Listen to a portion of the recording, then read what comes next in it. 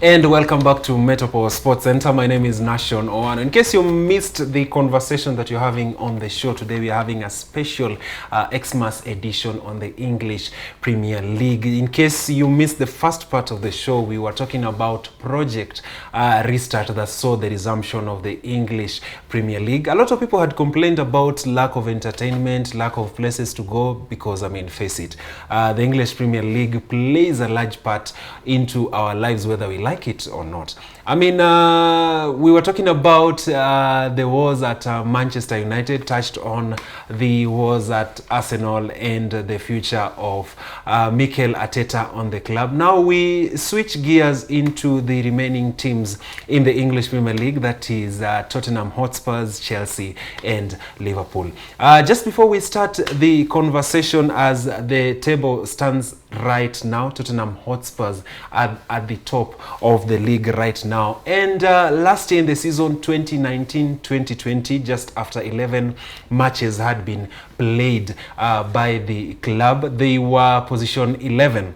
The following season, tables have changed and now they are position 1. Under the leadership of Jose Mourinho, Clint, Tottenham Hotspur surprisingly is doing very well at the moment.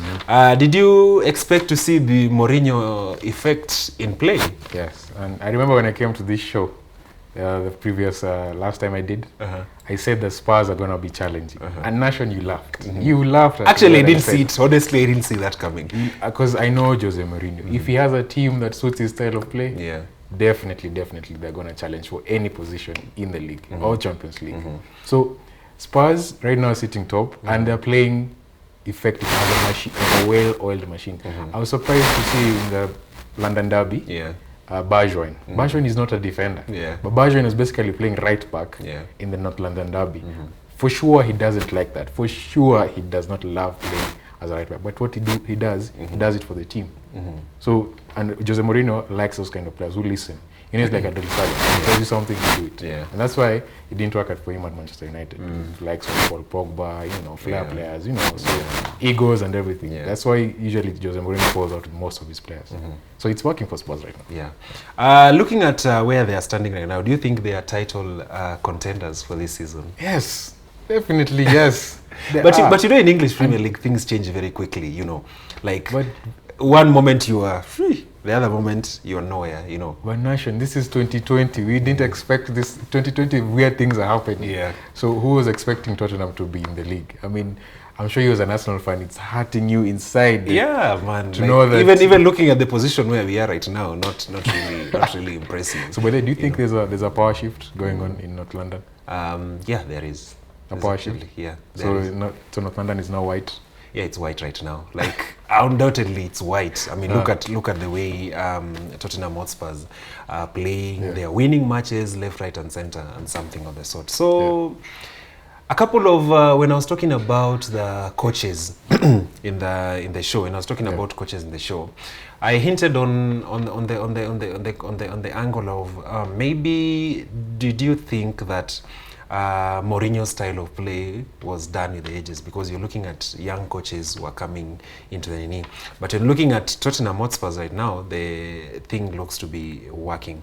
Shifting kidogo from Jose Mourinho, there's one player that I probably expected to play really well, but he's not doing that well. That is Bale. Gareth Bale. Have we seen the last of Gareth Bale as a player? Let's be honest, Gareth Bale from a few years ago in the Premier League is not the Gareth Bale who is currently playing for Spurs. And it's funny because he's being mostly used as a substitute, and in the Europa League games, which is effective in them. I mean, he's a world-class player, he's won 4 Champions League. I think Bale is that player who brings experience onto the squad. And I was even surprised in the North London. Sorry, I keep using this as an example. That game was so tactically right, Yani. It was just, I saw that game with awe, Yani. So, seeing that game, Gareth Bale didn't even come on. So, you see, Spurs have insane depth. So, he's just there as a experienced player. He's won as a plan B. Just in case. He just does warm up, so to scare the opponent a bit, so that they see on the side. I think it scared Arsenal. and they lost. Exactly. Yeah, sadly. Anyway, but looking at Tottenham Hotspur, there are players who are all of a sudden, I don't know whether to say all of a sudden or it's something that it's only now that we are focusing our attention. Look at the likes of Son. The goal that he scored against us, Arsenal, was an impressive goal of the season, in my opinion. Yeah, that's an impressive goal. Apart from that, other games that they've played, he's shown his impeccable ability. How would you rate Son as a player? I think we've all known Son is always a world-class player, in our opinion. He's a world-class player. I mean, at Pochettino, he was amazing. Most guys saw he's from coming to a foreign league. He's never played here before, but he's proved us all wrong. He's one of the top scorers at Spurs for the past 3 seasons. When they're challenging for the league, he's actually their best player. And it's funny because last season he scored goal of the season. And I believe this season, I'll take it. That one has to be the goal of the season. Surely, from outside the 18. Yeah, I didn't even see that shot coming, but oh well. That's perfection. So yes, Son is a very good player. We've all known this before. And major big up to Harry Kane, who's actually taken a seat back this time and changed his game. He's transitioned his game so much right now he's playing as an assist merchant. He's assisting goals left, right, for Son. And let me just not be a bearer of bad news, but if maybe Son or Kane gets injured, then Spurs goals will be cut off. I mean, they have Gareth Bale, but Gareth Bale and Son or Kane haven't been playing each other for quite a while. Time. Okay.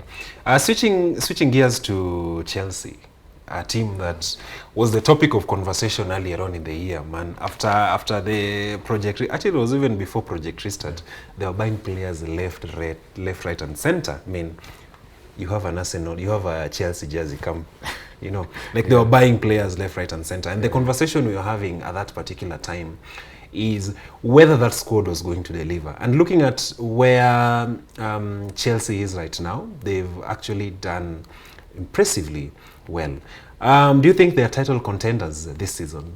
Yeah, I remember when I came here, we were saying that they need to gel, they won't challenge, they won't be up there with the best. But I mean, that's what you get when you buy world-class players, you know? Like these players, all of them are talented, but I have to nitpick a bit and say Timo Werner, is it a curse for Chelsea that their strikers never score goals? Like you see Torres. He's not having like the best of his time at the moment. Yeah, but I mean, they have depth, so Giroud can come on. Hudson-Odoi can come on. I mean, they have insane depth. So that's what you get when you buy world-class players. So at my podcast, we usually do this. We gauge players by managers, that is, by December in a new season. So by the time December starts and you're not challenging, when you're not doing anything in the league, then you can either say you've had a bad season, or you have a bad season, you need to go, or you have a good season and you need to stick with you. So right now we're in December, and look, Chelsea are right up there challenging for the league. And it's funny because we keep exchanging positions. The top 3 keeps exchanging positions every single time they play. And who knows, maybe it will go all the way like that till the last day of the season. Speaking of titles, Liverpool, do you see them retaining the league this season? It's hard to say, but it's a painful to say, but yes, Liverpool definitely retain the title. I mean, we were saying that they have bad injuries. Fabinho, Van Dijk, their key player who won them the Champions League and the league. Salah had COVID, came out of the team a bit, now has come back. Mane also the same. Firmino got injured, now the midfield got injured also. Key players there in the midfield. But I mean, it's Liverpool. When you're champions, you do what you need to do. And plus, shout out to Klopp, who's a coach. You can see he's a coach. He brings on youngsters, they do the business. And they win games. So credit has to go to Jurgen Klopp. I mean, looking at the Liverpool squad going into the new year, I think the interesting thing for me would be what will be Van Dijk's position in the squad, because before he got an injury, everything seemed to be pegged on Van Dijk. He's not there, but the team is still moving. So, do you think Nani is going to be having a tough time when Van Dijk comes back to the squad? Not really. I mean, Van Dijk is a world-class defender. It's funny because how can you buy one player and all of a sudden all your worries just go away? Okay, we've seen it Bruno, but he's a defender. I mean, all the worries just went away. Everyone just seemed to have become better when Van Dijk came to Liverpool. So I mean, if he comes back, he'll definitely walk into that squad. As you've seen, he's been giving assists from his central defensive position, and he's been scoring as well. Exactly, and he brings a sense of calm. You know, like he does the dirty work. He clears all his lines. You know, does the job not everyone can do. So I mean, he walks straight into that Liverpool team. Finally, as we wrap up the conversation on Liverpool, we won't finish the show without talking about Jota.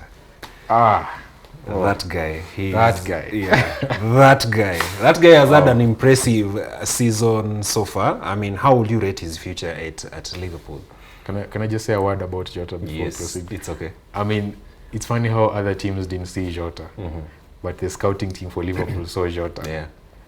I mean, all the other 18 teams didn't see this. 19 teams didn't see this, and only Liverpool saw this.